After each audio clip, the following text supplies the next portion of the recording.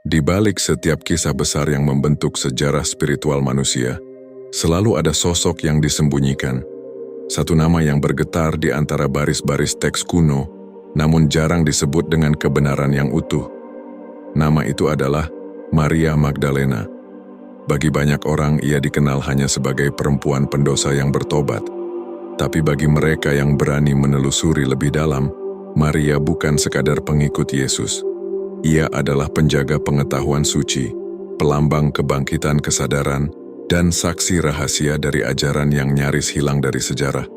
Pertanyaannya, mengapa sosok seagung itu harus disembunyikan? Mengapa kisahnya dipelintir menjadi citra murahan yang menutupi kebijaksanaan sejatinya?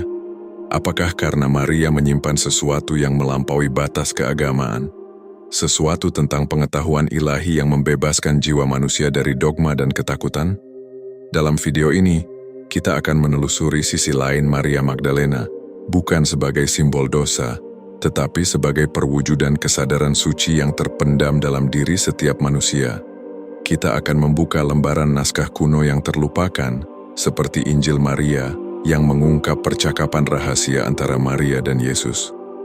Dan kita akan melihat bagaimana jejak kebijaksanaan itu ternyata sejalan dengan prinsip-prinsip hikmah Islam tentang penyucian hati, cinta ilahi, dan kesadaran ruhani yang tinggi. Namun satu hal perlu diingat, ini bukan tentang agama tertentu. Ini tentang mencari kebenaran batin, tentang memahami misteri diri dan Tuhan yang bersemayam di dalamnya. Sebelum kita melangkah lebih dalam, tekan tombol subscribe, nyalakan loncengnya, dan bagikan video ini agar lebih banyak jiwa menemukan cahaya pengetahuan yang telah lama tersembunyi. Tulis di kolom komentar, menurutmu, siapakah sebenarnya Maria Magdalena? Seorang murid, seorang kekasih, atau justru cermin dari kebangkitan kesadaran manusia itu sendiri? Malam ini, kita akan membuka rahasia yang berusaha disembunyikan oleh sejarah. Dan mungkin, setelah menonton ini, cara pandangmu terhadap Maria Magdalena dan terhadap dirimu sendiri tidak akan pernah sama lagi. Dalam catatan sejarah resmi, nama Maria Magdalena muncul sekilas, disebut sebagai perempuan dari Magdala, kota kecil di pesisir Danau Galilea. Tapi dalam naskah-naskah kuno yang tidak dimasukkan ke dalam Alkitab resmi, sosoknya muncul dengan cahaya yang jauh berbeda. Dalam Injil Maria, teks yang ditemukan di Mesir pada abad ke-19, Maria digambarkan bukan sebagai pendosa, melainkan sebagai murid terdekat Yesus, seseorang yang memahami ajaran batin yang tidak diberikan kepada para rasul lainnya. Di dalam teks itu, Yesus berbicara kepadanya tentang nafs, tentang lapisan-lapisan jiwa yang harus dilewati untuk mencapai kebebasan sejati. Sebuah ajaran yang, jika kita perhatikan, selaras dengan konsep tazkiyah an-nafs dalam tasawuf Islam, penyucian diri menuju kesadaran ilahi. Namun seiring berjalannya waktu, ajaran-ajaran seperti ini mulai ditakuti. Karena jika manusia sadar bahwa dirinya memiliki potensi ketuhanan di dalam, bahwa kerajaan langit bukanlah tempat, melainkan keadaan kesadaran, maka struktur kekuasaan agama menjadi rapuh. Maka, Maria pun dihapus dari peran pentingnya. Namanya diganti, kisahnya diselewengkan, dan pengetahuannya dikubur bersama debu sejarah. Banyak sarjana spiritual modern percaya bahwa Maria bukan hanya murid, tetapi rekan sejajar Yesus, simbol dari prinsip feminin ilahi, Sophia, kebijaksanaan yang melengkapi maskulinitas ilahi. Dalam pandangan esoteris, keduanya bukan pasangan dalam makna duniawi, tetapi dua aspek dari satu kesadaran, akal dan intuisi, terang dan kasih, ilmu dan hikmah. Ketika keduanya bersatu, manusia mencapai keseimbangan sejati, sebuah keadaan yang disebut dalam banyak tradisi sebagai pencerahan, atau dalam istilah Islam, ma'rifah, pengenalan hakiki kepada Tuhan. Maria mewakili sisi lembut namun kuat dari perjalanan spiritual manusia. Ia adalah gambaran tentang jiwa yang berani menembus batas pengetahuan formal, mencari kebenaran di balik teks, dan menghidupkan makna di balik simbol. Mungkin inilah sebabnya mengapa sejarah berusaha membungkamnya. Karena suara Maria mengajarkan manusia untuk berpikir, merasakan, dan mengenal Tuhan dari dalam dirinya sendiri, bukan sekadar melalui ritual, tapi melalui kesadaran yang hidup. Dan jika kita perhatikan, kisah Maria Magdalena bukan hanya tentang seorang perempuan di masa lalu. Ini adalah cermin perjalanan jiwa kita sendiri, sebuah panggilan agar kita berani menembus tirai ilusi dan kembali mengenal diri sejati yang bersinar dalam cahaya ilahi. Ketika kita menyingkap makna terdalam dari sosok Maria Magdalena, kita mulai melihat bahwa kisahnya bukan sekadar tentang masa lalu, tapi tentang evolusi kesadaran manusia. Maria mewakili sisi tersembunyi dari ajaran Yesus, bagian yang tidak diajarkan di depan umum, melainkan hanya bagi mereka yang siap menerima kebenaran yang lebih tinggi. Dalam Injil Maria, ada bagian ketika para murid lain merasa iri padanya. Mereka bertanya, "Mengapa guru lebih mencintai engkau daripada kami?" Dan Yesus menjawab dengan sesuatu yang sangat simbolik, karena ia melihat dengan mata hati.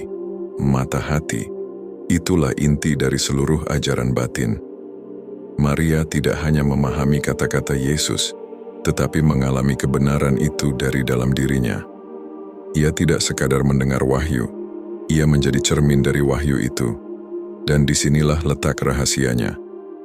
Maria adalah simbol dari jiwa yang sadar. Jiwa yang telah menembus lapisan ego, ketakutan, dan ilusi dunia untuk menemukan cahaya yang sejati. Jika kita hubungkan dengan kebijaksanaan Islam, perjalanan Maria ini mirip dengan perjalanan seorang salik, pencari Tuhan yang menempuh jalan penyucian diri, tazkiyah.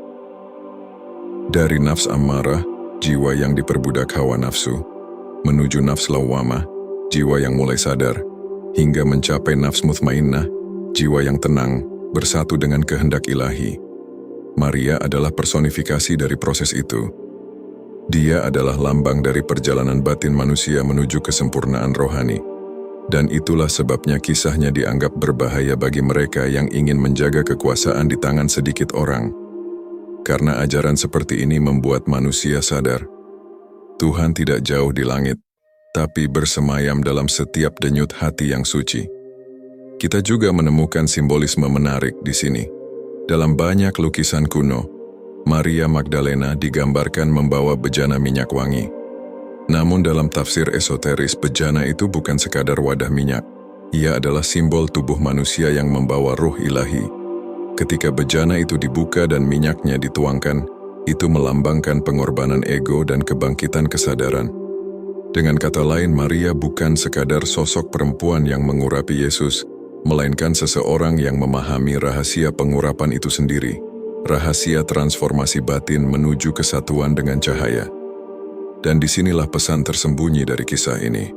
Kita semua memiliki Maria di dalam diri kita, bagian jiwa yang haus akan kebenaran, yang ingin bangkit dari gelapnya kebodohan menuju pencerahan sejati. Maria hanyalah cermin, dan bayangan yang ia pantulkan adalah diri kita sendiri. Jika kita berani melihat, di dalam Injil Maria, Yesus berbicara kepadanya setelah kebangkitannya, bukan dalam bentuk fisik tetapi dalam bentuk roh. Ia berkata, "Jangan menangis dan jangan khawatir, karena rahasia kebenaran ada di dalam dirimu. Hanya mereka yang mengenalnya dari dalam yang akan menemukan kehidupan sejati." Kalimat itu adalah kunci besar. Kebangkitan bukan sekadar mukjizat jasmani, melainkan pencerahan batin, sebuah kesadaran baru di mana manusia memahami hakikat dirinya sebagai ciptaan yang berasal dari cahaya Tuhan. Maria memahami hal ini, sementara sebagian murid lain masih terpaku pada bentuk lahiriah.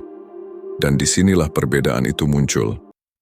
Maria berjalan di jalur gnosis, pengetahuan batin, sementara yang lain masih berada di jalur doktrin lahir.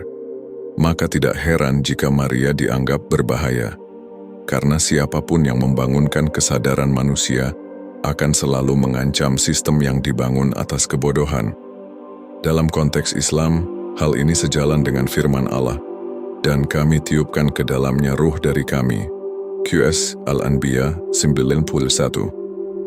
Ayat ini tidak hanya berbicara tentang Maryam Ibu Isa, tetapi juga melambangkan hakikat manusia, bahwa setiap jiwa memiliki percikan ilahi di dalam dirinya. Maria Magdalena menjadi simbol dari ruh yang sadar, yang menyingkap tirai dunia dan mengenal asal-usulnya. Banyak peneliti spiritual percaya Maria Magdalena memahami rahasia energi suci dalam tubuh manusia, apa yang dalam istilah timur disebut kundalini, dan dalam sufisme dikenal sebagai nur ilahi atau cahaya batin.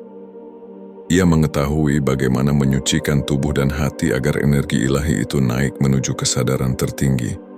Inilah makna tersembunyi dari kebangkitan, bukan jasad yang hidup kembali, tapi kesadaran yang terlahir dari kegelapan menuju cahaya. Ketika kebijaksanaan itu hilang, agama menjadi kaku. Ketika Maria dihapus dari ajaran, sisi lembut dan intuitif dari spiritualitas ikut hilang. Yang tersisa hanyalah aturan tanpa rasa, hukum tanpa hikmah, ibadah tanpa kesadaran. Namun sekarang, di zaman di mana tabir-tabir mulai terbuka, kisah Maria Magdalena kembali muncul bukan untuk mengubah keyakinan kita, tetapi untuk mengingatkan manusia bahwa Tuhan tidak dapat ditemukan hanya dalam teks, melainkan dalam kesunyian hati yang bersih. Maria mengajarkan bahwa jalan menuju Tuhan bukan di luar, melainkan ke dalam, bahwa surga sejati bukanlah tempat, melainkan kesadaran yang telah mengenal dirinya sendiri. Dan jika kita berani mengikuti jejaknya, membersihkan diri dari kebencian, dari ego, dari ilusi dunia, maka kebangkitan yang sama bisa terjadi di dalam diri kita. Karena rahasia yang Maria simpan, sejatinya adalah rahasia tentang kita sendiri.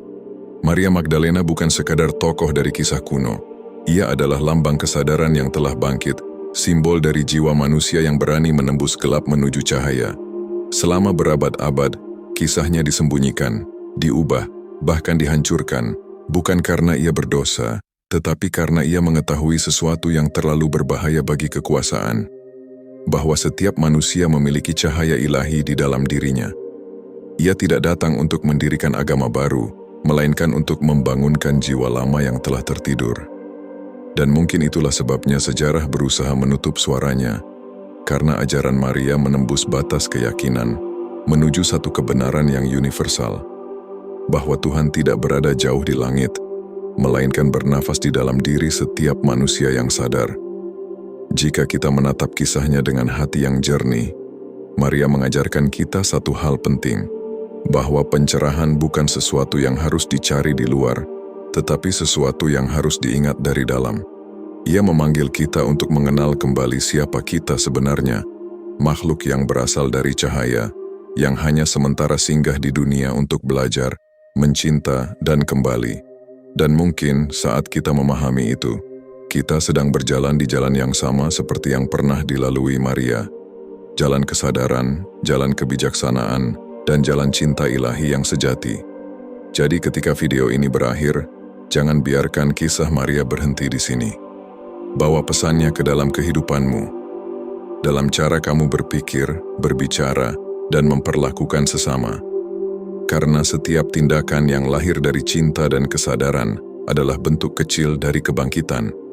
Tuliskan di kolom komentar, apa pelajaran terbesar yang kamu temukan dari kisah Maria Magdalena malam ini? Dan jangan lupa, subscribe, like, dan bagikan video ini agar semakin banyak orang tersentuh oleh cahaya pengetahuan yang telah lama disembunyikan. Sampai jumpa di video berikutnya, para pencari kebenaran. Tetaplah berjalan dalam cahaya, karena di balik setiap rahasia, selalu ada kebenaran yang menunggu untuk ditemukan